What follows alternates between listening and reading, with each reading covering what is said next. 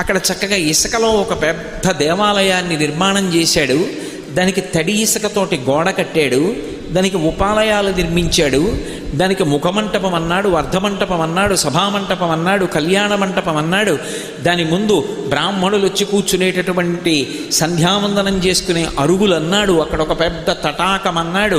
స్వామివారు వాహన సేవల కోసం నిమంత్రణం చేయబడినటువంటి వాహనములన్నీ కూడా పెట్టేటటువంటి వాహన మంటపం అన్నాడు. వీటన్నింటికి ఇసుకతో మంటపాలు కట్టుకున్నాడు. ఎంతసేపు పడుతుంది? 2 చేతులతో ఇసుక ఇలా ఇలా ఇలా ఇలా అంటూ గోడ కట్టేయచ్చు. పెద్ద దేవాలయం కట్టాడు. ఇప్పుడు ఆ దేవాలయంలో పెరకి వెళ్ళి కూర్చున్నాను అని కూర్చున్నాడు. అక్కడ కుండలు పెట్టాడు. ఆ ఆవులు ప్రతిస్పందించేవి అతని భావనకి. అవి వచ్చి ఒక్కొక్క ఆవు 4 శిరములలో 1 శిరము నుండి పాలు విడిచిపెట్టేవి. మిగిలిన 3 శిరములలోంచి పాలు వదిలేవి కావు. పొదుగులోని 1 శిరములో పాలు విడిచిపెట్టి వెళ్ళిపోతున్నాయి. కుండల నిండా పాలు వచ్చాయి. ఇప్పుడు ఆ పాలు అక్కడ పెట్టుకున్నాడు. రుద్రమంత్రాలతో పరమశివుడికి అభిషేకం మొదలుపెట్టాడు. మొదలు పెట్టగానే చెట్టు మీద కూర్చున్న తండ్రి చూశాడు. అరే దే ఎంత పని చేస్తున్నాడు రా పిల్లాడు. నిన్నటి రోజున వాళ్ళు చెప్పినది యథార్థమే. ఈ పిల్లవాడు పాలన్నీ తీసుకెళ్ళి ఇసుకలో పోసేస్తున్నాడు.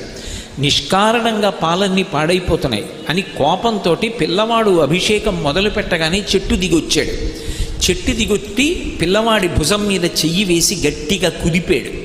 విచారశర్మ విచారశర్మ. కానీ ఆ పిల్లవాడు తదేక నిష్టలో చదవడం నోటికి అలవాటైపోయింది కాబట్టి నోరు స్వరంతో మంత్రం చెప్తోంది. కానీ ఆయన మనస వాచ కర్మణ పూర్తిగా శివభక్తిలో మునిగిపోయి ఉన్నాడు. అతనికి ఆ సైకతలింగంలో పరమశివుడు ప్రత్యక్షం అవుతున్నాడు. పరమానందంతో ఆవు పాలు పోస్తూ అభిషేకం చేస్తున్నాడు. తండ్రి పిలిచినా కుదిపినా పలకలేదు. ఆ తండ్రికి ఎక్కడ లేని కోపం వచ్చింది.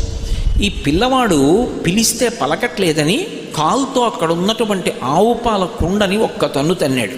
కుండ బద్దలైపోయి ఆవు పాలన్నీ కింద పడిపోయి అక్కడ ఉన్నటువంటి ఆ దేవాలయాన్ని ఇసుకతో కట్టినటువంటి దాన్ని ఒక్క తన్ను తన్నాడు.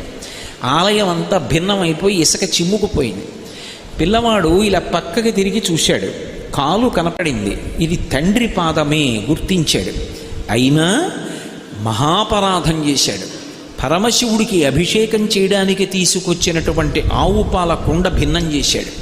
అక్కడతో ఊరుకోకుండా ఆకాలితోటే శివాలయాన్ని ధ్వంసం చేశాడు. నా తండ్రి రక్షింపబడాలి అంటే ఆ కాలు తెగిపోవడం వినా మార్గం లేదు. నా తండ్రిని రక్షించుకోవడానికి, ఈ అపరాధం నుంచి గట్టెక్కించడానికి ఏ కాలుతో ఆవు పాల కుండని ఇసుక